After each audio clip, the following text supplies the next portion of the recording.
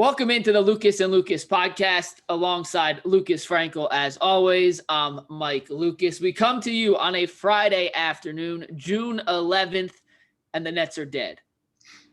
Well, not really, but after what we saw in the fourth quarter last night and the first quarter, the second and third, not horrible.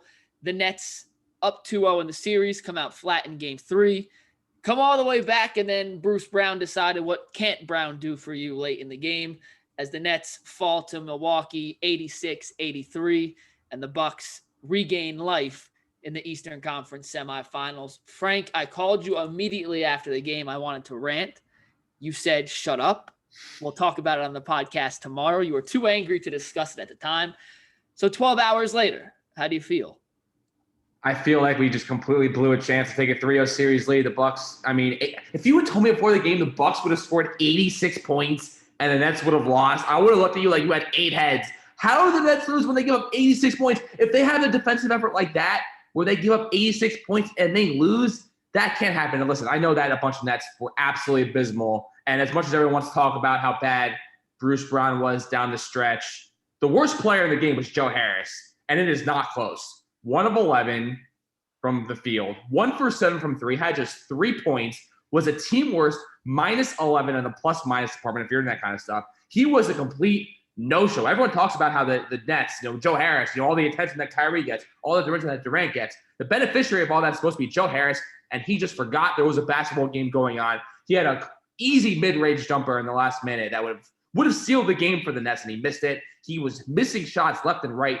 For me, this game was about Joe Harris missing, and listen, yes, Durant or Kyrie should have taken it. The fact that Kyrie didn't take a shot in the last 5 minutes of the game is completely inexcusable. You're Kyrie freaking Irving. Exert yourself. Make yourself a part of the action. Yeah, Durant, it should have been Irving or Durant. I can't kill Bruce Brown. Everyone's so quick to kill Bruce Brown. Bruce Brown was the whole reason why this was a competitive basketball game to begin with, because of how much he brought them back in the second quarter. At the end, he's got to have a little more realization of the situation. But, I mean, again, but at the same time, though, like, those weren't like terrible shots. The last one was. The layup at the end was a little forced, but like he's been making those. He's been making those all season. Bruce Brown's been a revelation for the Nets all year long. The dude hasn't literally made a single mistake the entire year. That was the first time where he made like one questionable decision. I want to take some personal responsibility for Bruce Brown's shortcoming late in the game. So in the third quarter, I drafted a tweet that said the 3 most unstoppable shots in NBA history were the Kareem skyhook, the Dirk fadeaway, and the Bruce Brown floater from 3 feet over a center. He proceeded to go 0 for 4 on floaters after that, and I was waiting to tweet it until he made one more, except he never made one more. So I would like to personally apologize to Bruce Brown, who we have praised immensely on this podcast throughout the season, Franco. I'm not sure, outside of Bill Simmons, that there's a bigger Bruce Brown pro podcast than the Lucas and Lucas podcast. So it was not the best final minutes. But you're right. In the second and third quarters, his defensive effort and his offense, he had 16 points in 33 minutes. If you get 16 points from Bruce Brown, in your mind, that's a win. Plus, you add on what he does defensively. He just, I didn't mind the floaters. The last shot, there was 11 seconds on the clock. He didn't have to attack then. I wish he would have glanced at the clock, saw there was 8-9 seconds, got the ball to KD or Kyrie. But yeah, Joe Harris, number 1 culprit in this game. But also, Kyrie has to be more aggressive down the stretch. You know how you talk about like Andrew Wiggins, where you could watch a game and you're like, oh, I forgot he's on the team. And a guy who's getting paid max money, but his impact isn't felt on a 3-minute stretch. And it's just hard to believe. Kyrie usually doesn't float in and out of games like that, but he was MIA. And I don't know if he was worried about some social issue or something, or if you never know what's going through his mind. But Kyrie being MIA in the final 3 minutes, I think he took 1 shot in the final 5 minutes, Frank. He took a pull-up 3. Maybe he definitely didn't take a shot in the last 4.5. He may have taken a shot with like 4:40 to go or whatever. Whatever it was, he took a pull-up 3 and he missed it. But Harris, KD, and Harden combined were 21 of 63. Not Harden. Harris, KD, Kyrie. 21 of 63. That's absolutely abysmal. And the fact that the Nets allowed Milwaukee to score 86 points in game 2 and won by 39, and then allowed Milwaukee to score 86 points in game 3 and lost by 3. It just shows you the dichotomy of it's a make or miss league. And then we didn't even talk about Blake Griffin, who only had 5 points, only took 5 shots. I mean, he went down drastically from his game 2 performance. We had 18 and 14, literally the best game he played all year. That was another issue. It was just a bad game. It was a bad game. And when you what's your panic meter right now? The Nets. Listen, if you had told me after James Harden went out 42 seconds into game 1 that after 3 games would be up 2-1 in the series, I would have signed up for that in a freaking heartbeat. Like so fast you can't even think. So now the Nets, I mean, they have a 2-1 lead. Everything that could go wrong did go wrong in game 3. They lost game 3 in the last series against the Celtics, bounced back in a big way. Listen, this game on Sunday is going to be a freaking war. They have to come out. You can't come out like you did in game 3, where you have to create a big deficit for yourself. It's almost, I was watching the game. That game's like, hey, there's a game going on. Hello, wake up. I mean, that was the worst start they had all year. I don't know what happened. I don't know what was said before the game, but they just came out lazy. They came out slow. There was no sense of urgency, and the Bucks blitzed them. But it was crazy. I just can't get over the fact the Bucks scored 30 points in the first quarter and 56 the rest of the game. They scored 56 points in 3 quarters and won. How? I'll never understand. They scored 11 points in the first quarter, Frank. That's why my panic meter, my frustration meter is higher than my panic meter. I am frustrated that Brooklyn choked up a brilliant opportunity, a golden opportunity to go up 3-0 in a series. But if you look at it logically, they were down 21 points early. They scored 11 points in the first quarter and somehow found a way to be in a position to win the game and in a position that they should have won the game. Joe Harris makes that shot 8 out of 10 times. And that was one of the 2 times he misses that shot. And you're right. I do think that mid-range jumper would have sealed the deal for Brooklyn and gave them a 3-0 series lead. So I'm more frustrated that they weren't able to capitalize on a golden opportunity. But panic meter, I'm not panicked yet. Milwaukee hasn't shown the ability to outscore Brooklyn in any capacity. And until I see them be able to outscore Brooklyn, I'm going to bank on the greatest offensive collection of talent ever being able to outscore a Milwaukee team that has 2 threats right now. 2. Drew Holiday scored that game-go-ahead, game-winning layup late. What do you have, 11 points in the game? 12 points? It was – He had 9 points. 9 points. Middleton is going to make his shots. Giannis is going to get his. I am not worried about the other guys. And you look at Blake, Harris, Shamet. Those guys make 1 or 2 shots collectively, the Nets win that game. So my frustration meter is at a 5 or 6. My panic meter is at a 3. Now, they lose Sunday. That switches. But at the moment, my panic meter is not very high. All the talk I've been hearing, because I listened to a bunch of other outlets today, mainly Bill Simmons and a couple other podcasts, and the big takeaway that everyone seems to have is that the Nets played the worst game they could have played. They still should have won, and that's a terrible sign for the Bucks. Which made me feel a little better than I did last night, because I feel like we let a sleeping giant wake up. But a couple other points here. The Giannis free throws. Literally, I pulled out my stopwatch on my phone. Every single free throw that he took, I timed. He went over 10 seconds every single time. The minimum that it took him to get a free throw off once he had the ball in his hand was 12 seconds. Most of the time, it was between 13 and 14 seconds that it took for him to release a shot. For some reason, they called a 10-second violation once when every single other free throw he took.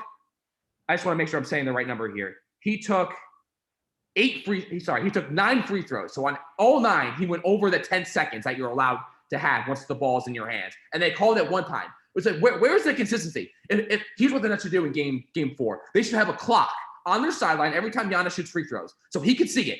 Whether it's on the other end of the court, whatever end of the court it is, go out there and have someone start when he has the ball in his hands and hit stop and have a hit light up when it hits 10 seconds, because the refs need to see that. You can't have this. You can't have this guy where there's this rule where you have 10 seconds when the ball's in your hands to shoot a free throw, and you go over 10 seconds every single time, and they call it 1 out of 9 times. How does that happen? Why that one time? What was different about the one time than all the other times? I was like screaming as the game was going on, because I didn't understand the hypocrisy of the officials. If you're gonna call it once, call it every single time. Don't do this like, oh, we'll call it this time, but every other time is fine. We don't care about the other times, but this one time it's fine. Like, what the hell is that?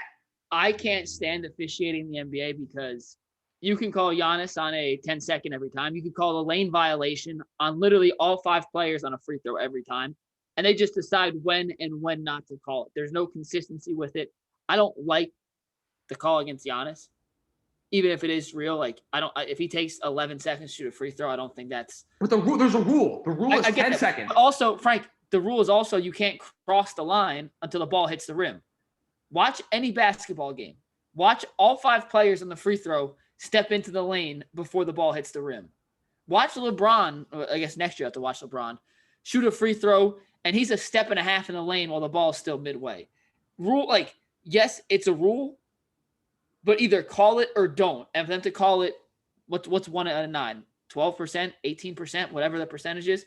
For them to call it at that infrequent a percent, just don't call it. I understand it's the rule, but if you're going to call that on Giannis, call it on the lane violations with the free throws, and that just slows down the game. So, but that's not what I'm frustrated. I'm not frustrated about like the whole concept of officiating. I'm frustrated about the fact that the Nets know, hey, this guy takes longer than 10 seconds every time he shoots.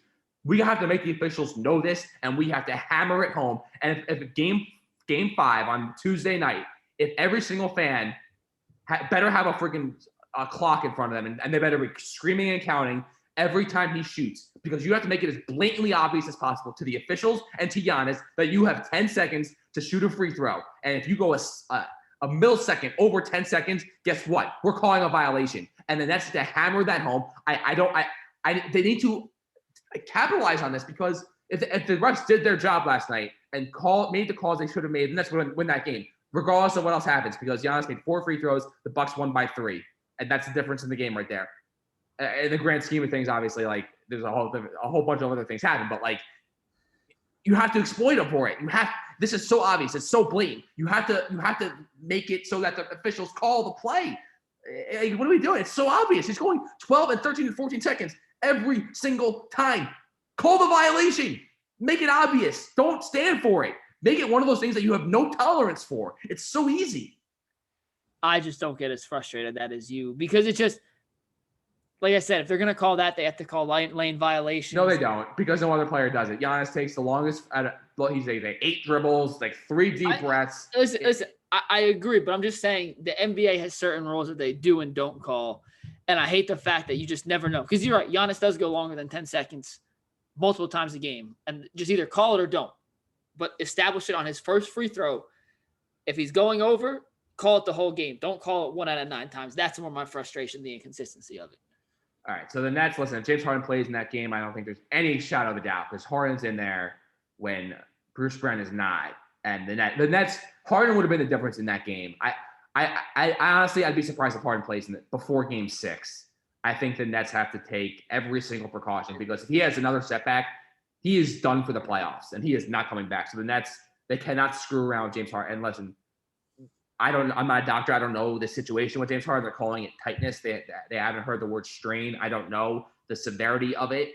But based on the way the season has gone for him, I just don't see a scenario where you can play him before he's 100% healthy, assuming that if the Nets are up 3-2 and out, as long as the Nets have like a lead here, you can't play him, because he's going to re-injure it. It's basically inevitable at this point, because that's the way hamstrings are. Like, granted, not a doctor, but I've seen it too many times to see with him. I agree, and frankly, they may not even need him this series, which is a testament to how good Brooklyn is. But yeah, hang on. He would have been the difference yesterday. Obviously, he accounts for more than 3 points. But Frank, they're plus like 75 through 3 games in this series. I'm not panicking yet. But 40 of those points are from game 2. Either way, all the talk after game 2 was like best team ever, compete with the Warriors. Like the talk after game 2 got so blown out of proportion. I felt like listen, I watched the Nets all year long. Maybe there were a couple instances, a couple games when they had Harden, Kyrie, and Durant there where you're like, holy crap, wow. But over the course of this 72 game season, there were very, very few instances where me or anyone in the media had the thoughts of, wow, are we witnessing the single greatest basketball team ever assembled? And people just calm the hell down. Like, this team hasn't won anything yet. They don't deserve any of that. And everyone lost their minds because the Bucks quit and rolled over early in the third quarter of game number 2. And because the Nets won by such a wide margin, people freaked out. Calm down. This is not the greatest basketball team ever assembled. Far from it. They have a lot of flaws, especially when James Harden is not there. This series, I think it goes 6 or 7, and I pray to God the Nets find a way to pull it out. Yeah, I mean, I still think this is at least a 6-game series. Milwaukee's going to get another one, but I wouldn't be shocked if Milwaukee won game 4. I'm going to stand pat on the fact that if the Nets make 1 or 2 shots in that game, despite being down 21, despite scoring 11 in the first quarter, they win that game. They had it won. Forget like they would have won. They could have. They had it won. All they had to do was make one more play in the last minute and 20 seconds. They were outscored 6-0 in the last 1 minute and 20 seconds. And if they had one play from somebody in that stretch, they win the game. It is that simple. Exactly. So that's why I'm not panicking, Frank. They had it despite their worst start of the season in Milwaukee. So the silver lining is they can't be worse in game number 4. Joe Harris cannot play worse. Kyrie Irving, I mean, who knows with him, but you just got to recognize, hey, I'm Kyrie freaking Irving. Let's freaking go. No more of this. I'm going to, fade in and out of this game. I'm going to pull out a lounge chair in the last 5 minutes of the game and not focus on the situation at hand. Kevin Durant's not going to go 11 for 28 again. That is a very uncharacteristic performance from him. By the way, did you see who had the best plus minus of anyone in the game yesterday? Who do you think it was? Claxton? No. It was obviously a Bucks player. Brooke? PJ Tucker was a plus 10, yeah. Highest of anyone in the entire game. He scored 0 points, had 1 rebound and 2 assists, 4 fouls, and he was a plus 10, best of anyone in the entire game. Unbelievable. I mean, like it's so hard to like. I'm a big believer in plus minus, and I look at it a lot. But where's like it's just so random that PJ Tucker like he makes winning plays. He spaces the floor, plays good defense, and doesn't take bad shots. And if you have guys like that but it also means he was probably on the court when they were up 21 and then sat while Brooklyn made their comeback. I mean, a lot of that's just timing. All right, moving on to the other couple of series going on in the association. Thursday night, the Jazz beat the Clippers again. They lead 2 games tonight. Clippers down 0-2 again. Mike, I remember 2 weeks ago we were in the exact same spot when they were down 0-2 to the Mavericks. We were like, it's over. What an idiot. I picked them to go to the finals. Then they stormed back, beat the Mavericks in 7. You still love them even though they were down 3-2 after 6 games. So now they're down 0-2 again. The Utah Jazz are not the Dallas Mavericks. They are a way more complete team from top to bottom. Way more options. The Mavericks were a one-man show with Luka Doncic. The Jazz got Donovan Mitchell, who is all I hear about is he's Dwayne Wade 2.0. And they have Rudy Gobert, who's the single best interior defender in the entire league. Jordan Clarkson, I don't know where he came from, but the last 2 years, I believe he's won 6th man of the year both years. He is off the bench. He is lethal. The Jazz can beat you in a variety of ways. And so what's your confidence level the Clippers can pull this one out after yet another deficit? Well, I'm torn here because I want to jump off the bandwagon for the exact reason that they'll come back, then I can hop back on the bandwagon. But the truth is I have zero faith in this team.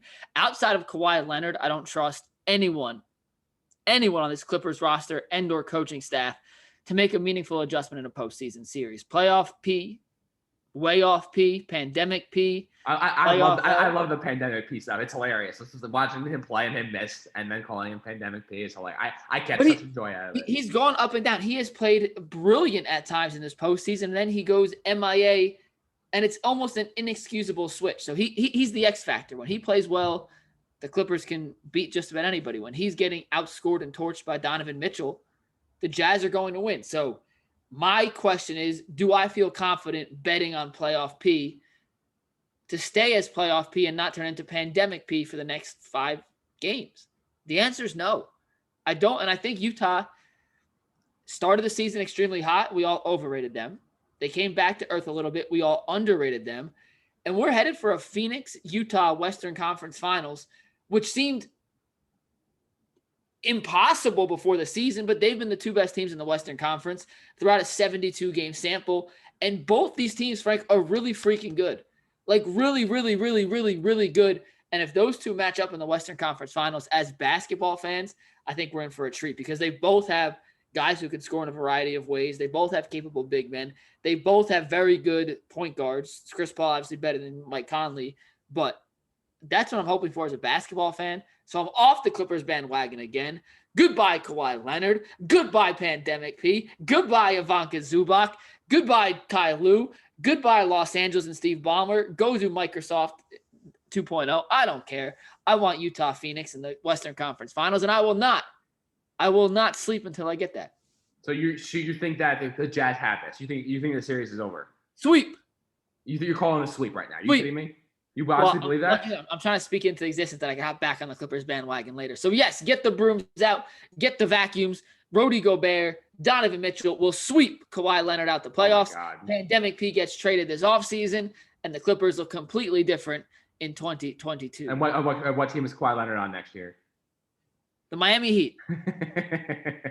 You got all the answers, don't you? And the other series, as you mentioned, the Suns making the Nuggets look like complete amateurs. Chris Paul's back.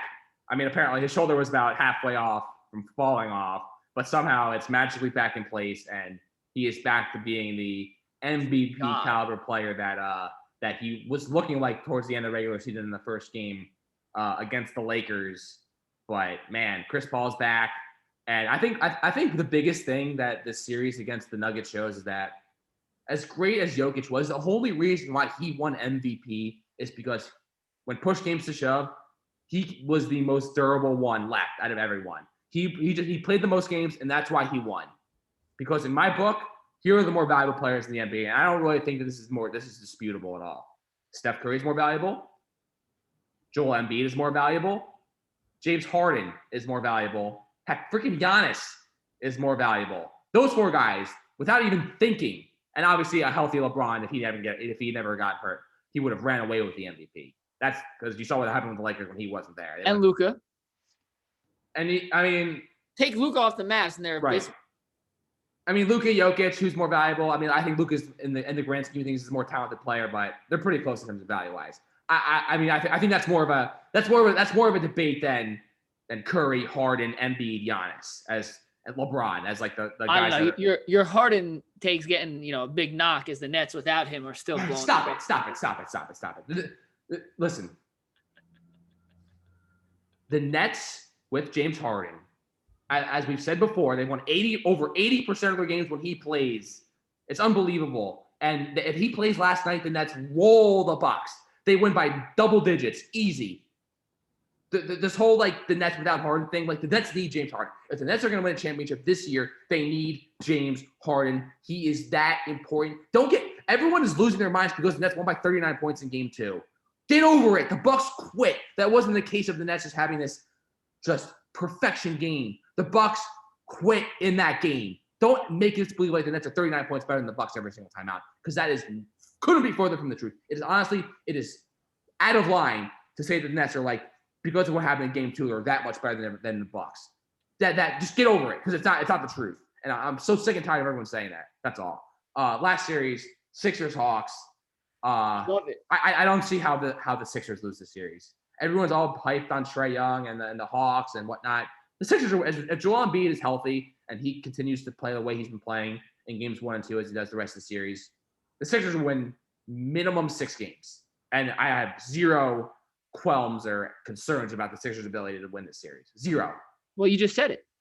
If Joel Embiid's healthy, are you confident that on a partially torn meniscus, Embiid can play at this level for the next 5 games? I mean, I'm not a doctor, but he's averaged 39.5 points per game in the first 2 games and has been completely unstoppable. And the Hawks have zero answers for him. And so, yeah, I have no reason to be concerned right now, because he looks just like the same he did before the injury. You would probably have more experience with torn meniscuses than I do, but that's rude. Or partially. I don't know. You've been around more athletes who have probably suffered more injuries than I have and had more conversations about. I would think. I don't know. Maybe I'm just making stuff up and giving you way too much credit than you deserve. I partially tore my MCL in high school, so yes. So, and did you play on it?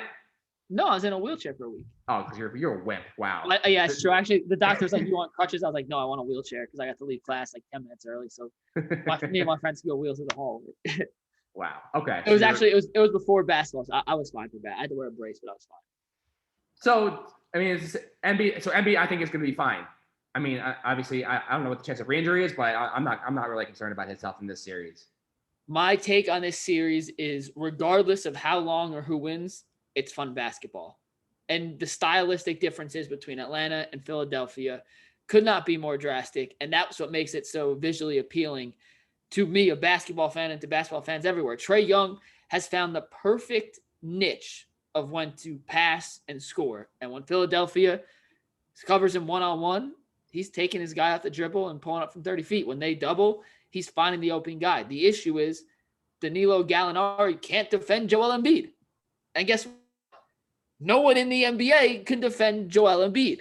So it comes down to, can Atlanta outscore Philadelphia? I think over the course of time, Ben Simmons, Matisse Thybulle, and that Philly defense will prevail. But I don't think this is a short series by any means. I think Atlanta has the firepower to push this to 6 or 7 games without a doubt. I just think Philly's so much better, and this whole Hawks train. I mean, listen, they played great against the Knicks. It was a great story. They won game one. The Knicks stunk though, so like they won game one against the Sixers. Everyone freaked out, but listen, the Sixers are a way better team here. The Hawks were great in the first half, but they've looked like they've really fallen back down to earth ever since that second half of game one. And I don't see any reason why that's not going to continue the rest of the series. Like I said, the Hawks may get another game here. They'll probably win one of these next 2 games at home, but I like the Sixers and at minimum 6 games, if not 5. And I feel very, very confident about that. Let's go into this spider tack bull crap. Yeah. Here's my big takeaway. And listen, this, for people who don't know, pitchers in the history of baseball have always done this. This is not new. This is not something that just sprang up. This is something that's been going on for the better part over 100 years. And my biggest beef with Major League Baseball is the fact that there are so many issues with the game. The runner on second extra innings is a freaking joke. It completely ruins the authenticity of who should win a game and who shouldn't. And whatever, that's just, they have umpires who have no idea what a strike is, who have no idea what the strike zone is, and I freak out every game, like, because I just can't believe how many calls they miss. They have teams who legally steal signs to win titles. They have this stupid instant replay for every little tic-tac call that takes 20 minutes for them to figure out what the call should be, when it's so obvious they can get it done over a minute. Yet they are so hell-bent on the spider tack, and that's your number one focus. They don't care about anything else. Let everything else happen. But they let teams steal signs to win championships. But we have to crack down on spider tack. Everything else is fine. We don't care about anything else, but spider tack, that's the thing we care about. They're so hypocritical. I can't stand that. Yeah, so here's my take on the whole sticky stuff, spider tack thing. If everyone's doing it, I don't have an issue. I think if everyone's doing it, it's not cheating. Literally, if everyone's doing it, it's not cheating. My qualm with it is I've missed hits. The league batting average is like 230. It's not fun. Like, to me, baseball's fun when either you have a dominant pitcher or you're hitting home runs, scoring runs, making the ball just. There's too few hit balls now. There's too many strikeouts, and in my opinion, personally, from a fan's perspective, pitchers are too dominant. And if spider tack is the difference between pitchers being hittable and unhittable, get it out. It's not cheating. It's not cheating because everyone's doing it. I don't think Garrett Cole should be suspended. I don't think it's like steroids. Like, I want to see the league batting average is 230. That means less than 1 out of every 4 guys who's up gets a hit. And even fewer are putting balls in play because strikeout rates are through the freaking roof. The average strikeouts per 9 innings now for teams are like 16. I think it's like 15.4. That's just not fun baseball to watch, in my opinion, Frank. So that's why I have an issue with the spider tack stuff. And if MLB wants to crack it down to make a more appealing product to fans, because I think the generic fan would rather see a 10-8 game than a 1-0 pitcher's duel. Am I crazy for thinking that? Not you, the generic average fan. I mean, it's so hard to decipher who's a real fan and who isn't, because the people that aren't the real fans are the ones that are screaming at the top of their lungs, these games take too long. Because the people that are screaming, like I said a million times, people that are saying the games take too long are the people that don't watch. The people that don't watch, when people say that, listen, yesterday was just a really, really, really, really rough day for me. One of the more demoralizing days as a sports fan. Yeah, the Yankees Nets shortcomings late really sucked. Like that sucked. Literally the same. It was literally the same thing in Game 3 against the Celtics. The Yankees lost that night.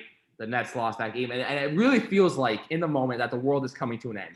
I was inconsolable. I could not be spoken to. I don't think after Chapman gave up those homers, I don't think I said another word the rest of the night. I just stood there at work with just in my own little world, not talk.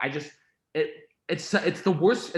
I would never wish that feeling upon anybody. It just feels like your whole world is falling apart. And good God, the Nets got to get it together here, and they got to make a statement here in Game 4 that we're not messing around and let's go. Last thing before we go, I've seen obviously the Islanders are in the I don't even know what it is, the Stanley Cup semifinals, I guess is what we're calling it. There's no like Eastern Conference, Western Conference. Like this year, that's all gone. But the way that Dan Feeney, whatever his name is, the offensive lineman for the Jets, and Zach Wilson and Elijah Vera Tucker are behaving themselves at these Islanders games, it's sucking me back in. I can't believe it. Zach Wilson has shown more fire at these Islanders games than I've seen from Sam Darnold in over 3 years with the Jets. He has shown more intensity, more passion than Sam Darnold has in his whole body, and it's so easy to root for a guy like that. And listen, he hasn't even played a preseason game, and I'm like starting to be suckered into how much the dude cares because I haven't seen it. All Sam Darnold's done for 3 years is have this laissez-faire attitude, so chill, cool hand Sam, just I got this, we're good, like Tom Brady. But no, Brady, but no, not like Tom Brady at all. Tom Brady is one of the more intense players in the league. Tom Brady is screaming on the sideline. He's throwing his helmet. He is firing up his teammates. I never saw that from Sam Darnold once. He's a lifeless log. And Zach Wilson is the complete opposite. And it gets me excited. I have a quarterback who gives a crap. It reminds me of like Pennington in the early years where he was like firing up the team and whatnot. The Jets need that. And I can't believe it because all I'm doing is watching the freaking Islanders play and the Jets videos at these Islanders games. And it's getting me sucked in the way that they're rallying around this team, because if they can rally around like for a team that they don't even give a crap about, you think Zach Wilson knows a single player on the Islanders? You're crazy. And if they get that fired up for a team they don't give a crap about, how fired up and how passionate will they be for a team they actually play for and that their paycheck depends on it? I mean, man, it's going to be. Listen, I think Zach Wilson. Are you worried though that he's spending too much time drinking at Islanders games? Oh my God, are you kidding me? No. Are you worried that he's too, the Big Apple's too? We don't even know that he's drinking. The dude that is drinking is that Dan Feeney dude, who's a freaking animal, and I love it. I mean, I've never even heard of the guy, but I love it. It just seems like Zach Wilson's turning into a backwards hat quarterback. And as you subscribe to the Colin Cowherd book of sports, that means not good things for the Jets, Frank. So I want to say be optimistically cautious or cautious. Listen, I'm not crowding it. My only point is that it is good to see your athletes fired up and have a little bit of passion. I do agree. Eli was the one athlete who never did that, who I still beloved and to this day will forever love. But outside that, I agree. Daniel Jones, I would love to see him show a little passion like that. That's all I'm saying is that, listen, I'm not saying that they're going to win the Super Bowl. I'm not saying they're going to make the playoffs. I'd be shocked if they had a winning season this year. I think they'll go 5-12, 6-11. It's so weird with new records. But but the moral of the story is that I see a team who cares. And Sam Darnold, I don't know what he believes in. It's a free country. You can do whatever you want. But if you are the CEO of an NFL franchise and you have the ability to get the COVID vaccine and put that distraction in the rearview mirror for your team so they don't have to worry about, oh my God, what if our quarterback gets COVID and has to miss 1 game, 2 games, takes him a month and a half to get back on track, and you don't make that decision for some reason man, what are we doing? What are we doing? I agree. Well, that's a great show, Frank. Are you vaccinated for the people? Fully vaccinated. Let's go fully vaxxed. Team fully vaxxed. The day they made the announcement in Connecticut that vaccines were available to everyone over the age of 16, I signed up right away. I was one of the first people to sign up, and I encourage everyone else to do it, because the grand scheme of it, we want things to get back to normal here. We want to live normal lives and never have to go through what we went through from March 2020 until however much longer they say. Things are things are pretty close to the beginning of May when things were not open. I agree. Let's make it a focal point here for things to just get back to normal, because that's what I want. I want normalcy. I want to go back to living lives and not have to worry about masks and all the whole drill and going to work and not having to wear a mask around the building. Like we just want a society to return to normal, and listen, Sam Darnold, you can do whatever you want. That'll do it for the Lucas podcast. See you next week. The Nets better have clinched the spot in the Eastern Conference Finals, or I will lose by crap. You can bet on that.